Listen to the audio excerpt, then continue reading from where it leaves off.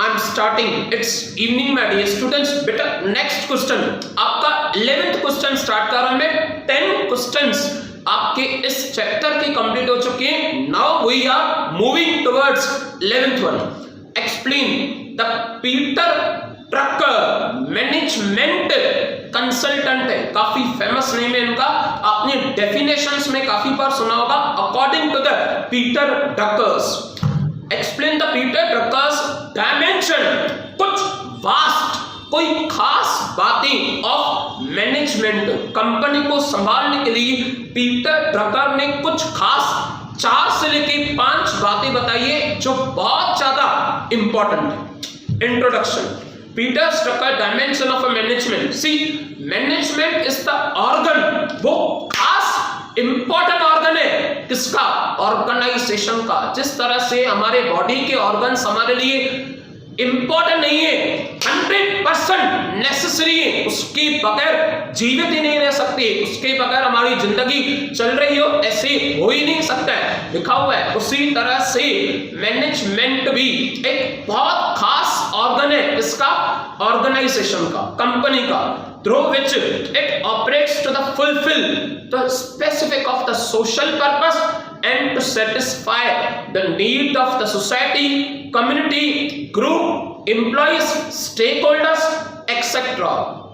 Peter Drucker states the 5 pillars, 5 खास बातें बताइए मैनेजमेंट को संभालने के लिए। नंबर 1, फर्स्ट बेटा मैनेजमेंट एक्चुअली क्या हमने डिस्कस किया है, कंपनी में लोअर लेवल, मिडिल लेवल और टॉप लेवल मैनेजमेंट होती है। लोअर लेवल, मिडिल लेवल और टॉप लेवल काम किस पर्पस की वजह से करेंगे? द वर्ड पर्पस, मकसद क्या है? प्रॉफिट। मकसद क्या है? ग्रोथ। आप अपने मकसद की तरफ बढ़ रहे हो, आप उस रास्ते पे चल रहे हो, इट मींस वो आपका मिशन है। रिलायंस इंडस्ट्रीज पर्पस क्या है? P for purpose, P for profit. अगर प्रॉफिट हर साल नहीं बढ़ेगा तो कंपनी की ग्रोथ नहीं होगी। प्रॉफिट बढ़ाने के तरफ हमारा मिशन है और प्रॉफिट बढ़ाने का जरिया, वो रास्ता पूरा हमारा मिशन बन जाएगा, हमारा मकसद, हमारा एक ऐसे कह सकते एम बन जाएगा। An organisation exist for the specific purpose, आपका कोई खास पर्पस होगा आपका, यानी हर ऑर्गेनाइजेशन का, किनका प्रॉफिट होता है, किनका सेल होता है, किनका गुडविल होता है, अलग अलग बातें। An organization exists for the specific purpose and missions. Organization have to perform the specific task. Profit बढ़ाना है यानी day by day सेल्स ज्यादा हो यानी डे बाय डे जियो के कस्टमर्स ज्यादा, जियो के कस्टमर्स ज्यादा यानी डे बाय डे आपका टारगेट अचीव होना चाहिए। Daily 1 lakh customers, daily 1 lakh customers यानी पूरे साल में लगभग 3 करोड़ 60 लाख कस्टमर्स आपके हर साल ऐड होंगे, हर साल ग्रोथ होगी, हर साल आपका प्रॉफिट बढ़ेगा। गोल होना चाहिए आपका पर्पस ऑर्गेनाइजेशन चलाने का।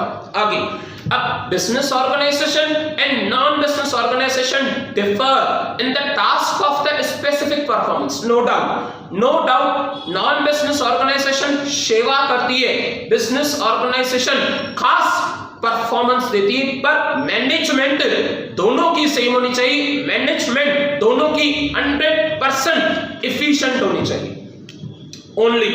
Only the business organizations have the economic performance and specific purpose. Business exist mainly. Business क्यों exist है बेटा? Business exist mainly economic performance, खास करके प्रॉफिट के लिए, प्रॉफिट के बाद समाज की सेवा के लिए। Such as social organizations exist mainly due to the public education, due to the public health, due to the other religious institutions. It is a task to perform the social functions. Non government organisation का मकसद होता है समाज को संभालना, समाज को आगे बढ़ाना, और प्रॉफिटेबल यानी बिजनेस ऑर्गेनाइजेशन का फर्स्ट मकसद होता है प्रॉफिट अर्न करना। नेक्स्ट की बात करें, Peter Drucker says business management must always in every decision and action put the economic performance first। अगर बात बिजनेस ऑर्गेनाइजेशन की आ रही है, आपको प्रॉफिट के लिए पहले सोचना है। देखो, ब्रेड के बगैर बटर नहीं हो सकता, बटर है और ब्रेड नहीं है तो वो काम का नहीं होगा। इट मींस बिजनेस अगर चल रहा है और प्रॉफिट नहीं है तो बिजनेस चलाने का मकसद ही नहीं है। अगर प्रॉफिट चाहिए तो आपको बिजनेस काफी ज्यादा एफिशिएंटली चलाना होगा। उनके कहने का, पीटर ड्रकर के कहने का मतलब ये है, put performance first, it can justify its existence and its authority only by economic results। आप सिर्फ और सिर्फ कंपैरिजन कर सकते हो। लास्ट ईयर आपकी कंपनी का प्रॉफिट था 800 करोड़, दिस ईयर आपके कंपनी का प्रॉफिट है 880 crore, 880 crore. Next coming year आपने टारगेट रखा है 880 करोड़ से ज्यादा, आपकी सेल ज्यादा, आपका प्रॉफिट ज्यादा, आपके कस्टमर्स ज्यादा, अल्टीमेटली हर साल की तरह आपकी कंपनी की गुडविल भी ज्यादा। देखो लिखा हुआ है, it has authority only the economic results and produce a business management has failed, it is failed to produce the economic results. आपका बिजनेस मैनेजमेंट फेल है, पुअर है, अगर वो इकोनॉमिक रिजल्ट नहीं दे पा रहा है। Next, it failed if does not provide the quality of goods and service। अगर quality of goods नहीं दे पा रहे हो, सर्विस नहीं दे पा रहे हो, then also आपका बिजनेस मैनेजमेंट फेल है। तो quality of goods और सर्विस के देने के बगैर तो प्रॉफिट तो अर्न हो ही नहीं सकता। Further, desired by the consumer at a price that's willing to pay। Customer price देना चाहते हैं पर आपके प्रोडक्ट में वो क्वालिटी नहीं, आपकी कार उतना परफॉर्मेंस, आपकी कार उतनी एवरेज नहीं दे पा रही, यानी आपका प्रोडक्ट एफिशिएंटली नहीं बनाया गया है। नेक्स्ट की बात करें, पर बेटा सवाल ये आता है कि प्रोडक्शन करेगा कौन? वर्कर्स। सवाल ये आता है वर्कर्स को क्या दिया जाएगा? टारगेट्स। सवाल ये आता है टारगेट्स अचीव करके क्या की जाएगी? Productivity. The word productivity second point में पढ़ रहा हूं। The word productivity means input divide by output. आप कितना इनपुट कर रहे हो और आपको आउटपुट कितना मिल रहा है। आप 10 kg शुगर केन इनपुट कर रहे हो और 3 kg शुगर आउटपुट कर रहे हो। फिर से 10 kg शुगर केन इनपुट कर रहे हो, 3 kg शुगर आउटपुट कर रहे हो, यानी वो हुई आपकी प्रोडक्टिविटी कि 3 kg आपकी प्रोडक्टिविटी है 10 kg इनपुट के बाद। प्रोडक्टिव वर्क यानी productivity and worker achievement. Workers को भी आप दिल से जीतो। वर्कर्स को आज के जमाने में सिर्फ पैसे नहीं चाहिए बेटा, आज के जमाने में सोशल इंपॉर्टेंस, सोशल स्टेटस काफी ज्यादा मैटर करते हैं। देखो, the second dimension of the Peter Drucker is to make the work productive and the worker achieving productivity. आपका वर्कर प्रोडक्शन वाला काम करे और आपका वर्कर एफिशिएंटली काम करे काफी खुशी से। Every institution has only the true resource that is called as a workers, that is called as a person। Her institution के पास एक सच्चा जरिया रिसोर्सेस यानी कि जरिया होता है और उसे एम्प्लॉइज, उसे वर्कर कहा जाता है। देखो, क्योंकि मशीनरी नॉन लिविंग थिंग है, raw material non living thing है, पैसे capital finance non living thing है, बाकी आपके पास ऐसी लिविंग थिंग है क्या जो आपकी ऑर्गेनाइजेशन का गोल समझे? That is the employees. वो most resources, most important resources है। Every institution achieve its performance through the productive work of employees। उनके employees के productive यानी productivity वाले काम से उनका standard, उनका daily target achieve हो। To make the productive work, therefore, essential functions of the management nowadays increasing which people find the livelihood, उन्हें wages properly दो, social status दो, उन्हें community में इज्जत दो, and individual achievements and job satisfaction, वो आपकी जॉब से काफी सेटिस्फाई हो, अचीवमेंट, अलग अलग टारगेट्स अचीव करेंगे, अलग अलग मेडल्स मिलेंगे, अलग अलग ट्रॉफीज मिलेंगी, उन्हें काम करने में काफी ज्यादा इंटरेस्ट और इनिशिएटिव होगा। नेक्स्ट की बात करें तो बेटा बाकी आपका कंटेंट थोड़ा ज्यादा लेंदी है, आप रीड कर लेना।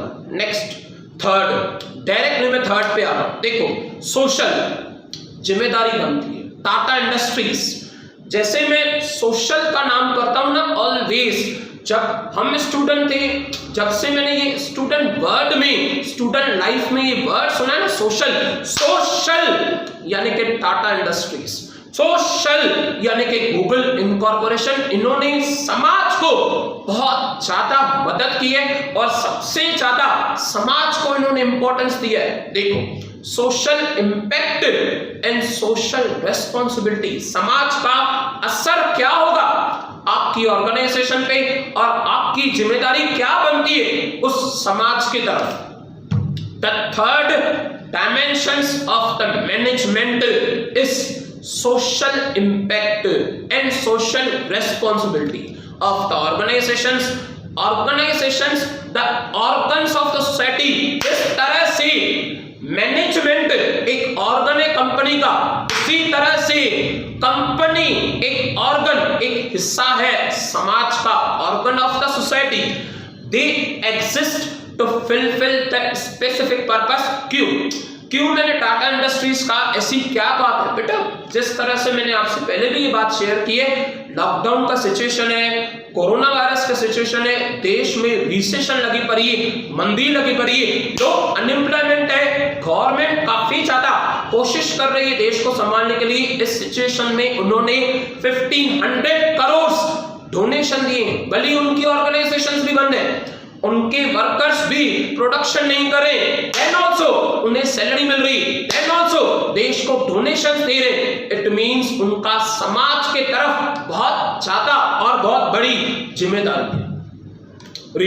फर्दर रीड कर रहा हूं मैं। देखो they exist to fulfil a specific purpose, in other words they exist for the sake of the society, समाज को रखने के लिए, संभालने के लिए। They are not end in themselves, खाली खुद का नहीं सोचते कभी वो, but means to fulfil the specific purpose.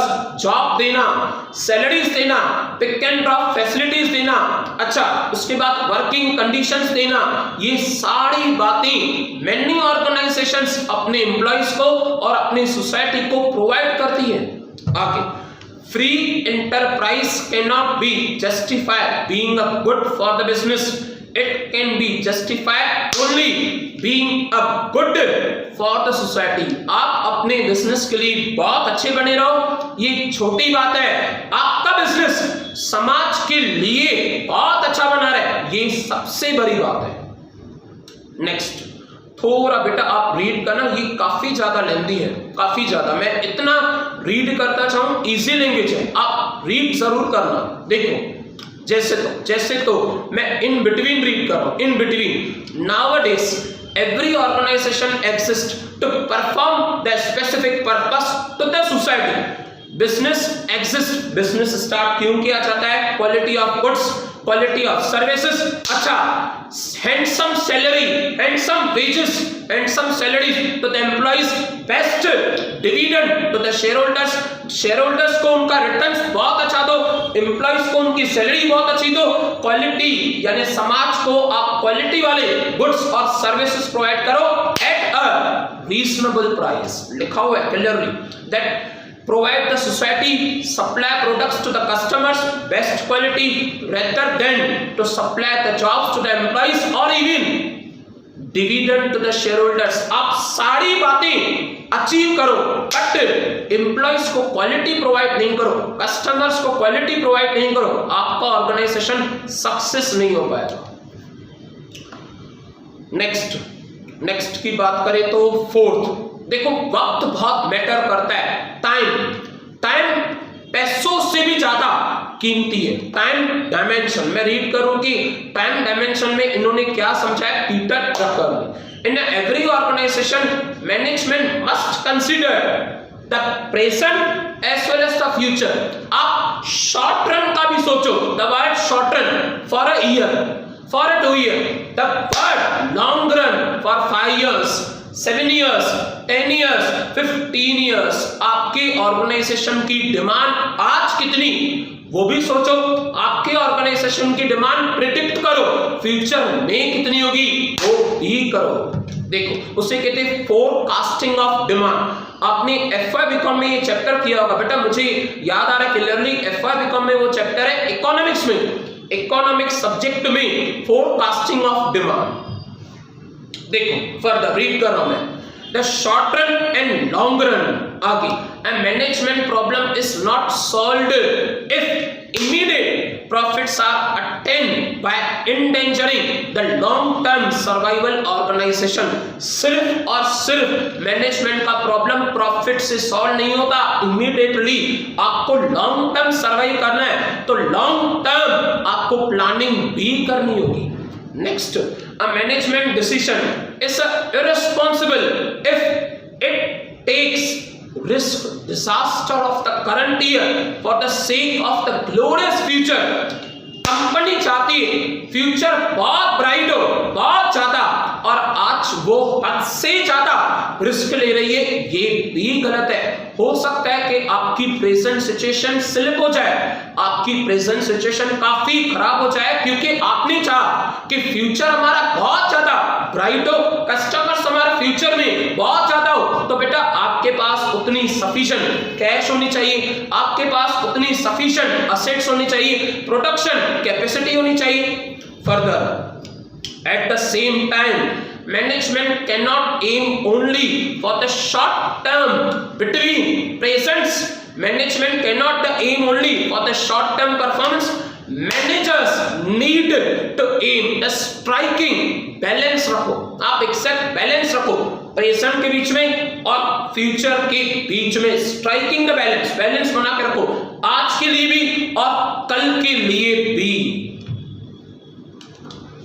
Next, last but not the least, fifth, administration and entrepreneurship। देखो एडमिनिस्ट्रेशन क्या है बेटा, top of the top level, एक प्रोसेस, कंपनी चलाने का एक प्रोसेस, कंपनी चलाने की जो एक्टिविटी होती है, जो प्रोसेस सेट करते हैं ना, उन्हें एडमिनिस्ट्रेटर्स कहा जाता है। जो कंपनी की रियल प्लानिंग करते हैं, एकदम ब्रेन, वो कंपनी की एक्चुअली एडमिनिस्ट्रेशन होती है। देखो administration and entrepreneurship is the another dimension to the managerial performance. The manager always has to administer, देखना पड़ता है, ओवरव्यू, कंट्रोल करना पड़ता है। He has to manage and improve what already exists। जो आज है उससे सेटिस्फाई रहो और जिससे इंप्रूवमेंट की जरूरत है उसे इंप्रूव करते जाओ। What already exists and already known, but he also has to be entrepreneur, एक leader, एक risk taker। He also have to be the entrepreneur what has direct resources from area of low and diminishing results to the area of high and increasing result। कहाँ पे आपकी area weak है, results कम आ रही है, और कहाँ पे आपकी एरिया स्ट्रांग है और रिजल्ट्स यानी कि प्रॉफिट उस डिपार्टमेंट के काफी अच्छे आ रहे हैं। नेक्स्ट, ये सारी बातें जानने के लिए nowadays organizations have the human resources, materials, machines, capital, technology and other resources। The administrative job of the manager is to optimize सारी बातों को, 6 resources को properly utilize करो, लिखा हुआ है optimize in the yield best returns from these resources। Last paragraph में पढ़ रहा हूं डायरेक्टली, क्या कह रहे हैं बेटा, देखो last, entrepreneurship is the difference of activity creating something new. Entrepreneur यानी जो नया सोचे, जो कुछ नया करे। The entrepreneur process requires a good amount of manual activity, उसे संभालना भी आना चाहिए, such as planning, organizing, directing, control, direct करो उसे, ऑर्गेनाइजेशन को डायरेक्टिंग करो, डायरेक्शन बताओ, तरीके बताओ, लास्ट कंट्रोलिंग, स्टैंडर्ड्स फिक्स करो, डेली का टारगेट फिक्स करो, डेली आउटपुट कितना आना चाहिए वो फिक्स करो, उसे कहते हैं controlling. Last quote of the day, quote of the day के बाद बेटा हमारा लेक्चर सक्सेसफुली कंप्लीट हो जाएगा। देखिए, your future needs you, your past doesn't, आपके फ्यूचर को आपकी जरूरत है, आपकी गुजरी हुई पास्ट को नहीं। 10th स्टैंडर्ड की जरूरत आपको नहीं है और आपको 10th की रिजल्ट से कंसर्न नहीं करना। 12th स्टैंडर्ड की जरूरत आपको नहीं है, आपको 12th की रिजल्ट से अभी कंसर्न नहीं करना है, आपको 11th स्टैंडर्ड पे फोकस करना है, आपको 13th स्टैंडर्ड पे फोकस करना है, आपको एसवाई पे फोकस करना है, आपको टीवाई पे फोकस करना है। आपको जॉब की जरूरत है और आपकी जॉब को आपकी जरूरत है। योर फ्यूचर नीड्स यू, आपका फ्यूचर इंतजार कर रहा है आपका पास्ट, आपकी पुरानी आदतें, आपकी वो वेकअप की हैबिट्स कब की छूट चुकी है। अब हमारा उनसे कोई कंसर्न नहीं है, हमारे लिए golden future wait for us, wait कर हमारे लिए, और बिना किसी बात का सोच के हमें अपनी मंजिल की ओर एकदम फास्ट मकसद तक पहुंचना है। That's sufficient for today. We'll again continue tomorrow. Bye. Take care. Have a nice day.